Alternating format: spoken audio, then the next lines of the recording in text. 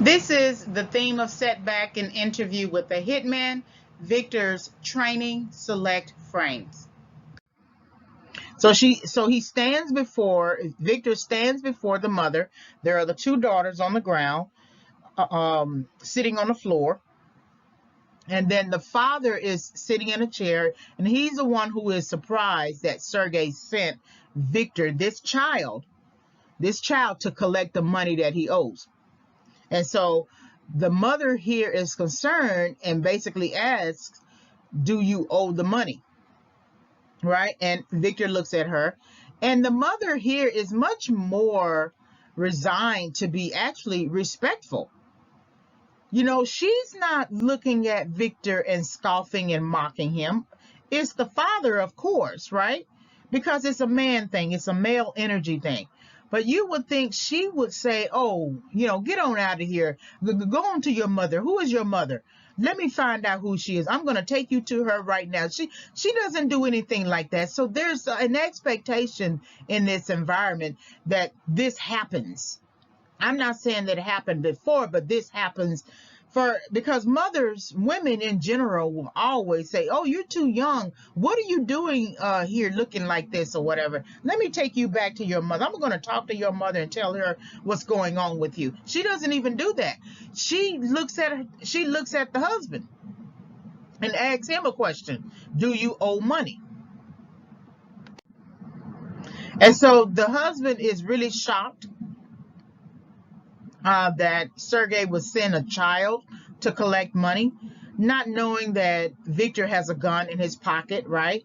But he is so bothered and annoyed at this image of a child coming to disrespect him. And I guess Sergei understood that this older man would be bothered by it. And maybe he was hoping that he would be bothered by it.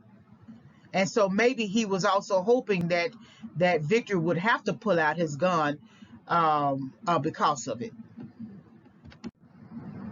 So the guy goes, he's really going to see if there's anybody else. He's thinking that Victor has other foot soldiers, other mob enforcers. And so he goes and looks out the window and he looks around and he realizes that it's just Victor, and he comes back and he mocks him some more. And she's basically asking, do you owe the money? Right? She's concerned because right now Victor is basically disturbing their peace. And so like any woman, like any mother who's trying to run the home, she wants to return to a place of peace. And it's not clear that this man hits this woman, but it is clear that she has some rule in that house for her to question her husband, for her to question him and ask, do you owe the money, as if she's participating in a conversation between two men. Even though Victor is a young child, it's still male energy. And here it is, this woman is coming in and intervening and interfering in male business, which you're going to see then in her daughter, Bethesda, later, coming in between two men, coming in between the men of the system, intervening in male business. So the guy is mocking, laughs at Victor. Victor pulls out a gun and shoots him without any sort of consideration to it or whatever. And I don't know if he's shooting him because he doesn't have the money, or if he's shooting him because he mocks him, but he shoots him.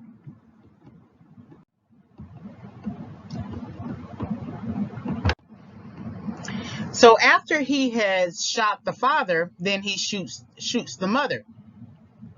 That's why I say that at this, he doesn't have the logic in his understanding. Of course, he is immature as well in his understanding because he's a child. To notice the difference between one person respecting him and one person not respecting him. Basically, everyone looks like he or she is not respecting him, so he's just going to shoot them because he's there to get the money from the man. So then why is he shooting the wife? Why is he shooting the mother? And it is the man, the male energy, that actually disrespects him, mocks him, laughs at him, versus the female energy that tries to bring about peace and tries to make sense of his presence, and urges the father, the husband, to make things right. You don't see his Victor's mother doing exactly the same thing. Victor's mother is more concerned about Sergei beating up her husband, and so she tries to rescue him, so to speak. This woman here is actually trying to bring about peace, trying to be a peacemaker in the home, and trying to get the husband to pay him, because he didn't say he didn't. The man didn't say that he didn't have the money to pay, right? He didn't act like he didn't have the money to pay, whereas Victor's father acted like he didn't have the money to pay. He was willing to take the hits and the punch to his gut, as maybe indications or implications that he just didn't have the money to pay. Ironically enough, that when Sergei pulls out a gun, all of a sudden the father is able to take out some money and throw it at Sergei, and then he runs off. But the man here in this scene doesn't act like he doesn't have the money to pay. He's more offended at the idea that Sergei would send a child to collect the money, versus even the bullies who held their heads down, or someone older than them, that Sergei would send a child. And so Sergei was banking on the man to be upset about the situation, and maybe resist, I don't know. But he doesn't seem like, so really the man basically sort of sets up his own death, because if he had the money to give to pay it back, he should have just gone and gotten the money. But he didn't go anywhere in the house to look for the money. He only looked outside to see who were the other possible mob enforcers that accompanied him. And when he realized that it was just Sergei sending Victor, this child here, that's what really got him upset. So he in many ways contributed to the death of himself as well as his wife. But I think to myself, it's the male energy that Victor should have a problem with, but he kills the female energy. Interesting. So now this is the image that we got from the beginning, where he's holding the gun and he's pointing the gun at this girl, because remember, the father is dead. He's already killed the father. He's killed the mother. So we only have these two girls left over, and he doesn't have. I think it's interesting. I want to say he doesn't have the wherewithal to think of them a little differently than the two older individuals, but he does pause. And even that image where we see him pulling the trigger, the process of pulling the trigger, he doesn't pull it yet. He doesn't complete that task. So this assignment here is interesting, because we don't really know we know that the assignment is for him to collect the money, but we don't know for certain if Sergei told him to shoot the man. Because remember, Sergei holds a gun. He doesn't shoot a gun. And so that, I don't know if that's really part of Sergei's instruction to him. I wonder if Victor is the one who decides to shoot the gun. After all, he has a gun. He pulls out a gun. He shoots a gun. So it's interesting, because it would have been interesting to hear Sergei instruct Victor. Now we're going to see later when Sergei is mentoring Victor, that he's actually shooting the gun. Sergei is actually teaching him how to shoot the gun and everything. But it's interesting here, we don't really get a whether Sergei told him to shoot the gun. So the young girl is looking up at him. This is going to be the same girl. We believe, we have to hope, or imply that this is the same girl that he's going to meet later in the restaurant, because it's the same dark hair versus her sister has blonde hair. And so Sergei and his associate comes in right when Viktor is about to fully pull that trigger. He stops him. And interestingly enough, it does. If this is the system that assassinates people who do not make good on their promises, why does Sergei not let him shoot completely and finish the task? Well, the obvious reason is that he's going to put these young girls to work. Basically, sex trafficking. He's going to put these girls to work. They're going to be servicing older men for profit, right? For pay that they're never going to see. They may get $1 or something like that, but other than that, he stops it. And so now we have trafficking. Trafficking is the boss that you see in this light gray shirt or something, right? And he's going to come in, and they're looking at what Viktor has done. So they know Viktor is capable. They know Viktor will see it through. They know Viktor is conscious and conscientious about the task, and they know if they send in Viktor, he's going to get it done. So trafficking, Sergei basically tells them to collect the girls, or hitting the men in the back. And the girls do not really scream. They don't yell. But it could be the sequence, how the writer-director sort of films it. The music starts, so we don't necessarily hear them scream. But they do respond in the sense that they are hitting the backs of the men who are holding them and taking them out of the apartment. One of the girls pulls at her mother, and I think pulls at a necklace on the mother, because we're going to see the necklace later. And trafficking here is holding Viktor. Viktor's head is still down. And again, we don't know what Viktor is thinking here. Unless you are a mob enforcer, unless you grow up in the slums, unless you make yourself choose a decision to go into criminal life, you really are not going to know what he's thinking in this moment. All we know is his head is down. In some ways, he may not feel good about the decisions that he's making, but we don't know that, and we just have to assume, and we still may be assuming incorrectly and inappropriately. Viktor might be just fine with his decisions, but he just may be a person who has the habit of lowering his head. So trafficking looks at Viktor and kind of smiles at him like a father would, and Viktor doesn't really smile, but his face shifts in a way as if he's trying to smile. So this is trafficking looking at Viktor. And then Viktor is taken out of the city, right? Because he has committed a crime, and he has to be, well, taken out of the slums into the city. And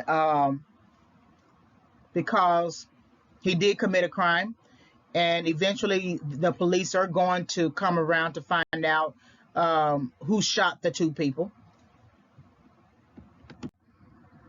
And so now they go to another mob boss, and it's interesting that trafficking here in the light gray shirt with brown pants or black pants, this is his son Franco, who is standing before this other mob boss. And Franco is a very delicate person, psychologically delicate, and we're going to see him later in his element. He's something about him is a little off mentally. It's interesting that you see Viktor and Sergei in the same kind of posture. They're both with they're standing, shoulders sort of down, head down.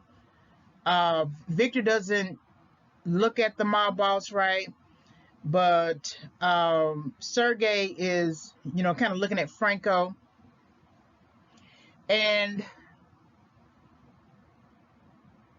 it's interesting that Viktor, to me, looks like a younger Sergei, and Sergei looks like an older Viktor. The difference is that Viktor is not going to betray anyone, but in fighting the system on behalf of Bethesda, it's almost like he's betraying the system, right? So this is an interesting dynamic here. This is Franco, a younger Franco, and we're going to see him at play. And this is traffickant's son, Franco. And then we have Sergei. And Viktor is basically the only one who doesn't have a father here. So Sergei has become his pseudo-father. This is Franco, the younger version of him. Sort of, I don't know what to say about his face. You're going to see his face as an older person, and you're going to see much of the mental defect that is present in him. I don't know if this face is the result of a deed he has done, if he's shot somebody and it has shocked him. I don't know, because we don't see Franco in action. We don't see Franco like we see Viktor holding a gun and shooting somebody after an attempt to collect money. We only see this younger version of Franco, and we're going to see an accelerated older version of Franco later. So this is the University of Sergei, essentially. This man here is on his knees, hands tied behind his back, and Sergei is essentially teaching Viktor how to take down an enemy, how to handle an enemy. And the image of this is just interesting. It's so shocking that this would be okay to do with a child, right? But you start them young. That's how people recruit for gangs or recruit for other type of criminal life. They get them young. And so he's eventually going to shoot him. So Sergei is teaching Viktor how to know his enemy, how to plan for his enemy, how to prepare for his enemy, how to be aware of his enemy. And we're going to see this, interestingly enough, when trafficking sends Sergei to kill Viktor as an adult, Sergei is so far removed from his mentoring of Viktor as a child that he forgets how well he trained Viktor. So that when Sergei slips into Viktor's apartment, Viktor already knew that he would. And Sergei thinks that he still has the upper hand, but he's going to realize that Viktor has been extremely astute and smart about listening to Sergei. But what I think is very important is that Sergei forgot just how well he trained him, just how well that Viktor is able to detect when Sergei comes into the apartment, and then they have a conversation, and then he actually shoots him. So we have Viktor here reciting, "My name is Viktor. My name is Viktor." We don't see Viktor making personal affirmations up until this point in the film.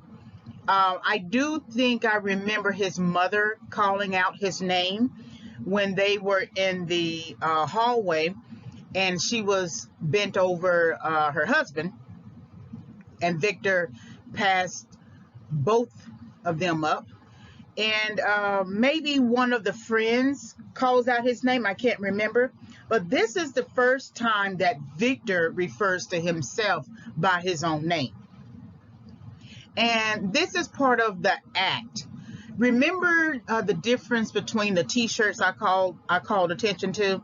The larger t-shirt that didn't fit, and it's a man's t-shirt, and he's trying to get into something that doesn't really fit him, that he's trying to step into shoes that don't fit him. The irony of it is that it is Sergei who says he is actually a natural born killer. So by contrast, he's saying that this killing thing, or this mob enforcer thing, is actually something that fits him perfectly. And we see when he shoots the father and the mother and almost the two girls, that it seems to come with rather ease. It's not as difficult as we might think it should be for him. And it was with so much ease that he had to actually be stopped. But that's contrast to the t-shirt that he wears in front of his father when he's kind of acting out the role of a child. That I believe he knows the difference. He may not understand the full implications, but I think when he presents himself with a child's t-shirt in front of his father, I think he's playing a role. And when he presents himself in front of Sergei with that larger t-shirt, which is likely his father's shirt, he's presenting himself as a role, right, into a role. So what you see here is this repetition of "my name is Victor, my name is Victor," as if he is part robotic and part actor. That if he's ever called upon to go and collect money again as a mob enforcer, he's going to start with a very simple sentence: "My name is Victor." And this is part of Sergei's mob enforcer university lessons, school lessons that he's teaching him. He's also teaching him how to blend into his environment, and blending into the environment is making that kind of statement, affirming yourself, calling attention to yourself, understanding your own identity. My name is Victor. So that's something that I want you to think about. So here we have Sergei teaching Victor the ways of mob enforcement. And one of the important things is he's saying, well, I'm going to go down a list of things and then sort of expand. He's saying never miss. He's saying blend into the environment. He's also saying learn secrets of your enemies. And in a few slides, we're going to see where Sergei is talking about when necessary to bring a man to his knees, to fully break him, a simple bullet is not enough. But what you see here is eavesdropping, is infiltration, is preparation, and then eventually elimination. And this is what he's schooling him. He's schooling him on the ways of being a mob enforcer. So now we see an older Victor who has had many, many years of practice, preparation, as well as mob enforcement through assassinations. And he takes to it like, a fish to water, a duck to water, as if this is something that he's been wanting to do or should be doing since it was born. But that assumption is sort of disproved at the end of the film when it looks like he wants to get out. So that can't be true that he's a natural born killer if he feels unsettled when he shoots the interviewer, or when he puts his gun in the nightstand drawer, um, and sort of feeling compelled to get out of the game, because now he has a woman, he has an unborn child, which makes for a family. So here is where Sergei says, or he said to Viktor before, but here's the example of it, that when necessary to bring a man to his knees, to break him, a simple bullet is not enough. Now I think to myself, you're going to kill the man anyway. Why bring someone else in and kill that person? But it is clear to this man that the person that they are bending by the knee is someone that he knows, and they're going to kill that person, which is going to break the man. So of course he recognizes the individual. It's interesting that he doesn't call the person by name. I would think that he would call the person by name. All right, like, subscribe, and visit. Like the video, subscribe to the channel, hit the notification bell for more discussions. You can visit my YouTube channel for further film analysis. It's Favorites Film Analysis as the title of the channel. You can always send me an email and ask me a question, reginayfavorites@yahoo.com. My Overcoming Setback, 5 Keys for Entering and Exiting Correction book will become available around October 2021. I'm still doing some editing. The book does not focus on film analyses, but I use the content that I created for the book to support my my perceptions of setback used as a theme in select films. So when the book becomes available, I will send out a notification video, audio. Thank you very much for visiting the channel.